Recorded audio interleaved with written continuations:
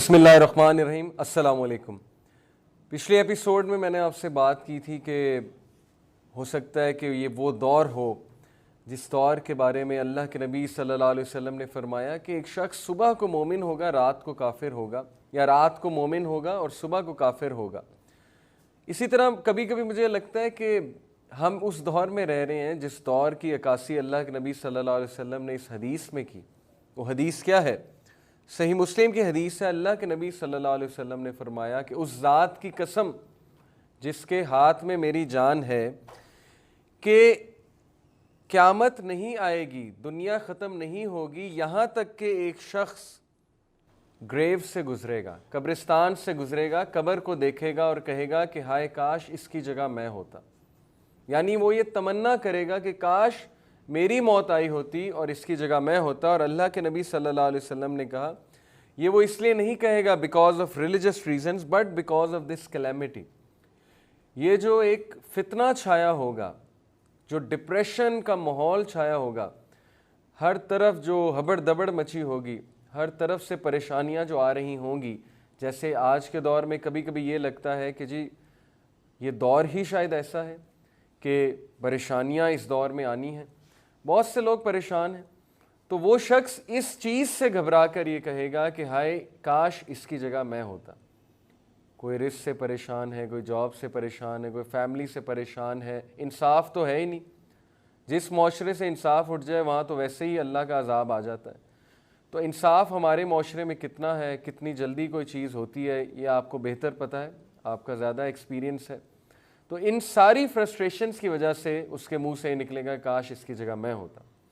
ابن مسعود رضی اللہ عنہ یہ کہتے ہیں، بالکل صحیح قول ہے، There will come a time when if one of you found death for sale he would purchase it۔ ایک ایسا وقت آنے والا ہے کہ اگر موت بک رہی ہوئی اور تمہیں خریدنی پڑی تو تم پیسے دے کر موت کو خرید لو گے۔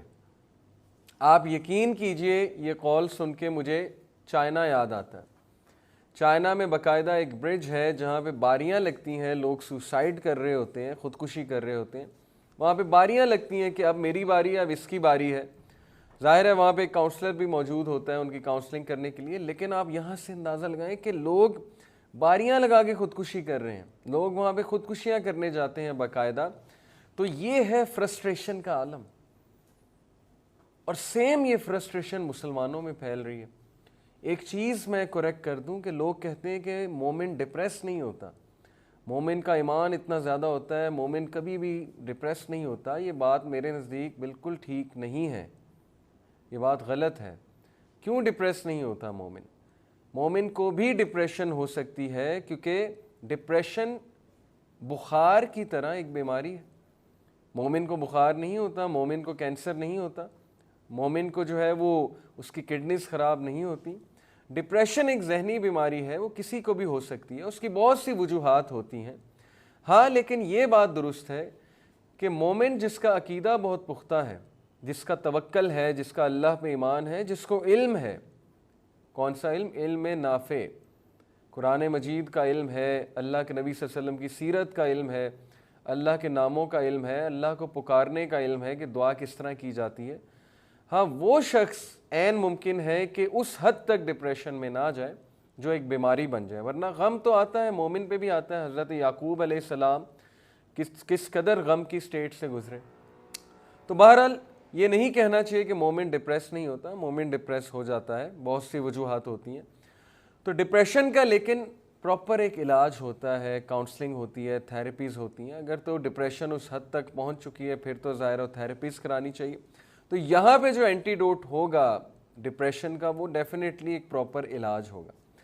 ادروائز کیا علاج ہے ڈپریشن کا، انگزائٹی کا؟ جو اینٹی ڈوٹ میں آپ کو اس ایپیسوڈ میں دینا چاہتا ہوں، جیسے کہ میں نے حدیث پڑھی کہ کوئی شخص موت اس کے سامنے بکری ہوگی وہ خرید لے گا موت کو۔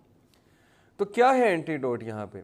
میں یہ سمجھتا ہوں کہ یہاں پہ جو اینٹی ڈوٹ ہے وہ یہ ہے کہ آپ زیادہ سے زیادہ علم حاصل کریں، کیونکہ علم بندے کا ایمان بڑھاتا ہے، بندے کا تقوی، بندے کا توکل بڑھاتا ہے۔